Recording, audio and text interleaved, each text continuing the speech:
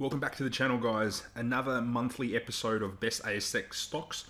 This is the month of September 2021. Guys, before we get into the content, please subscribe to the channel, hit that notification bell. Really helps the channel grow, and make sure you give us a thumbs up. And if you do like any of the stocks, or just let me know what you're investing in at the moment. I always like to see what other members of the channel are investing in and just doing a bit of research into them.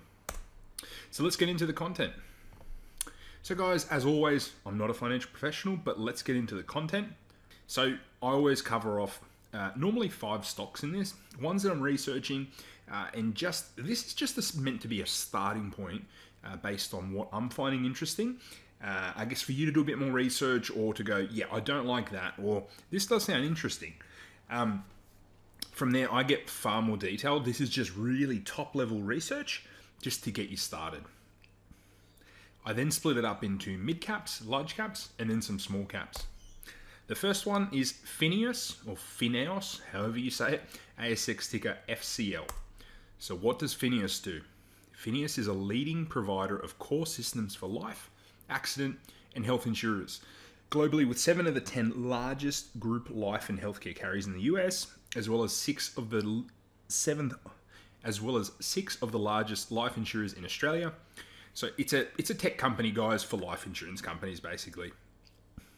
The Fineos platform provides clients the only complete end-to-end SaaS core product suite that includes Fineos Admin Suite, enabling quote to claim, administration, as well as add-on products, Fineos Engage to support digital engagement, and Fineos Insight for analytics and reporting. So the whole, I guess, suite and process of insurance, these guys have a system that helps them, in essence, manage it better and make more money through more engagement, and also through reporting, obviously, to be able to report back and see what's doing well, what's doing poorly. It's currently trading at $4.59. It has a market cap of 1.38 billion. As you can see, in the last kind of few weeks, it's done really, really well post its report, and its 52-week trading range is $3.36 to $5.50. So it's still a little ways off its 52-week high. So my investment thesis, why do I actually like this business? Why do I think, it warrants doing more research into it? So it's just reported a great earnings result. It's exceeded analyst expectations, which is always, so what I do is I'll have a look at the reporting season. I'll go, okay, what has beat earnings? And will they continue to do so? And if I think that, I normally focus on those, but I'll also look at what has missed earnings and why. Is there a catalyst there that it might change?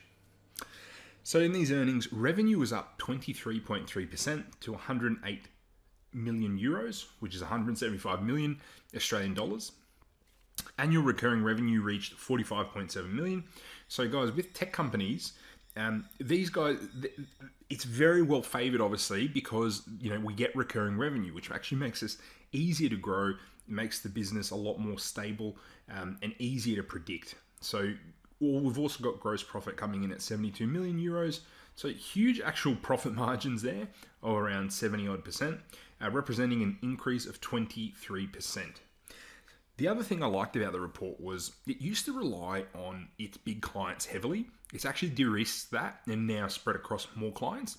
It's still riskier than I like, but if they continue to do that, it's definitely going to be a much better move for this business, as it doesn't have to rely on just a few customers and has more customers there to spread that risk. Because if someone leaves, that makes a big dent in the earnings.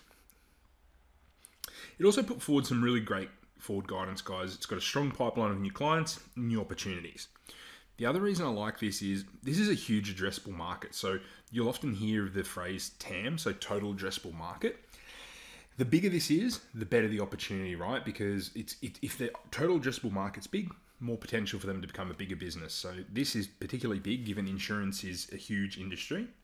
And I could see this being applied to multiple different insurance products down the track as well. A lot of their growth has been through cross-selling products, which is always a good thing, because if you can sell more to your existing customers, you don't have to spend so much money marketing and things like that.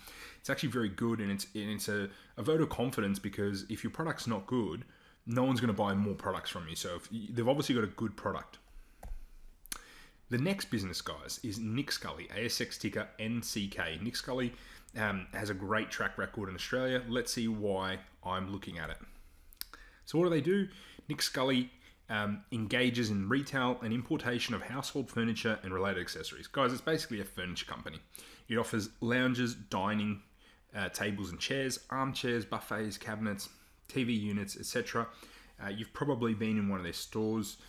They do tend to be probably towards the higher end of the market, as opposed to some other furniture retailers like Fantastic Furniture and things like that that are a little bit lower end. These tend to be, a bit more of a premium product. So as you can see, terrific track record here. Like, look at this business over the last, 16, 17 years. It's got a phenomenal track record there of shareholder growth. It's trading at $12.55 at the moment, but its 52-week trading range is quite large, trading between 766 to 1326. So we're approaching that 52-week high again. It's got a market cap of just over $1 billion, and it's got a PE ratio of quite low of around 12. Its beta is relatively low, EPS of $1.04 per share. It's got a pretty decent forward dividend yield as well of just over 4%. So other than that, why do I like this business? Again, another company that had a great earnings result, which is why I'm looking at them. These guys in particular, though, smashed the guidance. I think because, from my understanding of the report, is they gave really conservative guidance last time, where they'd already factored in all these lockdowns potentially reoccurring. So under-promised and over-delivered. Sales revenue increased 42%, guys, year on year to $373 million. Same-store sales growth of 34%. So that's like-for-like sales, which is very impressive, which means the exact same stores that were present, not factoring in new store growth. So it's very easy to show top-line growth, but if same-store sales aren't growing as well, it's not a good look. The great thing was that EBIT margin increased 940 basis points to 32.7%. That's quite high for a business like this. I've been in the retail industry before. An EBITDA margin of 32.7 is fantastic. And then EBIT jumped 100% to 121 million. So a very profitable business. Also has a fully franked dividend, which was up 11.1% to 25 cents. The great thing that I like to see is furniture companies have an order bank, because what happens is you go in, you place your order, and the stock isn't necessarily written into the books and actually the sale technically processed until after, once you receive the inventory, right? So it takes quite some time to get the product. The order bank sitting there, the orders that customers have placed, is up 35%. That's the bank, that's pretty impressive. The order bank is still growing. So that gives me confidence this business is still growing. Despite supply chain shocks and price increases, they've still managed to grow profit margins, which is very impressive. The other thing I like is they're still going to grow. They've got 61 showrooms, but they're targeting 85. And then online is growing really fast. They've recently launched that last year from memory, and it's grown sixfold off the previous year. Obviously a very low base, but online furniture sales are a big opportunity for Nick Scali and other businesses. Australia is very under-indexed here. So let's move on to the, higher risk companies, which are smaller cap businesses. The first one is Imdex, ASX ticker IMD. Just keep in mind, guys, these are a little bit riskier plays. Definitely not as, safe as some of the other ones. So just please take this with a grain of salt. You wouldn't want to have too many high-risky companies in your portfolio. So what do? Imdex is a leading global mining tech company which enables successful and cost-effective operations from exploration to production. They develop cloud-connected sensors and drilling optimization products to improve the process of identifying and extracting mineral resources for drilling contractors and resource companies globally. They're currently trading at $2.35 and they have a market cap of $931 million. Their 52-week trading range has been between $1.17 to $2.63, so quite a good year in the last year. Now, it does pay a small dividend. It says a PE ratio of 30 there, but I recently went and had a look, and on another source it says 23, which I believe was in their annual report. I worked that out. I believe it's 23 at the moment. Don't quote me on it, but it's definitely not 30. Investment thesis. So why do I like this business? I just thought it was a bit of an interesting spin on traditional mining stocks. So, traditional mining and mining services don't really focus too much on tech. So I thought that this was a bit of a different opportunity here something that, you'd expect to see a lot more in a big mining country like Australia, and something I hope to see a lot more. So I'm definitely going to do more research into this business.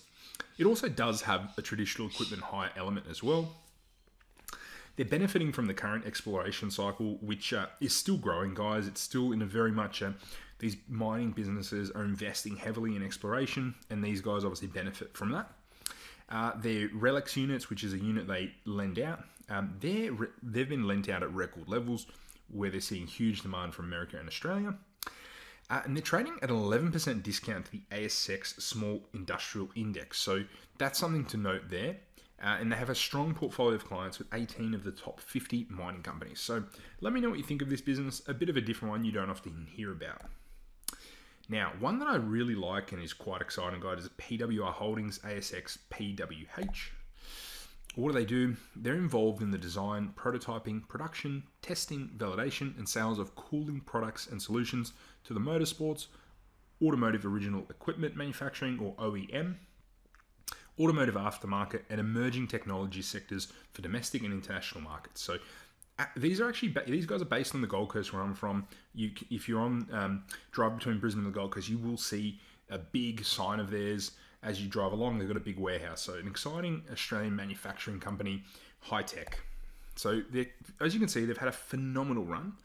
$8.60 is the current share price. Oh, sorry, I hadn't actually zoomed out here on this one, but the 52-week trading range is $4.34 to $8.65. So pretty much at all-time highs at the moment, but market cap is still quite small, 861 million, P ratio of 51, but it's trading, it is growing very, very fast. It does pay a small dividend as well. Investment thesis, these guys have an incredible track record growing both top and bottom line. Just for example, this strong growth is continuing even this year, with recent earning update for the full year being very strong. Revenue up 20%, EBITDA up 23.6%, debt down, so they paid down a chunk of debt, down 53%, and the dividend up 49%. What I really like, guys, is that their cooling systems are used by pretty much every Formula One team out there. So they're in a niche and they're masters of it. I really like seeing that. Their emerging technologies division is probably where we're going to see some serious growth. That's electric vehicles, aerospace, missiles, and defense. And they've recently received, the certification of AS9100 for aerospace and defense, which is going to be able to get them. They've now got the certification to get in front of the right people and be able to get some of these government contracts and things like that. So very exciting times there. Could see some huge growth come out of that. The next company, you've probably seen, a lot of YouTubers have been talking about it. It's been out there and been spoken about a lot, but it's Cirralto, ASX ticker CRO. This one is definitely even higher on the risk curve than the previous two. What do? So it's a transaction services business supplying industries with a broad range of B2B payment services, digital trading software, and integrated solutions. This there is their spender platform there. They're on a mission to fundamentally change the way people do business by implementing digital tools that streamline business processes, improve efficiency, payment practices, so businesses can trade faster and get paid quicker. In essence, guys, they're trying to be the buy now, pay later of B2B, in short. They're trading at 6.8 cents, and they've got a $210 million market cap. The 52-week trading range is really, really big. We've gone from 2.9 cents to 21 cents at any given time. Obviously a very high beta stock with lots of volume coming through. So just based on that, guys, this should never be a huge position in your portfolio, because obviously it's a small business, unprofitable, yet to be fully proven, but huge addressable market. This is my investment thesis now, which means a big opportunity, as we've said earlier. B2B, buy now, pay later. So if we thought that, Afterpay and the likes are doing B2C, these guys are focused on B2B, which is obviously a very different process to B2C, and that's why you wouldn't just see an Afterpay or someone like that quickly pivot into this, because it would take completely different understanding of the process, because you're solving quite a few business specific issues, such as late payments for businesses. If they're using this, and you can get rid of late payments, some of the manual invoicing processes, security issues, cash flow management. If this can solve some of that, you're solving some really big pain points for businesses. Solving a pain point gets you paid. showing strong revenue growth up 157% and customer growth 113%. So they've signed some great agreements which solidify their position as a serious B2B payments player, Fiserv and Visa and MasterCard, and then Fresh Supply Co. and a bunch of other ones as well.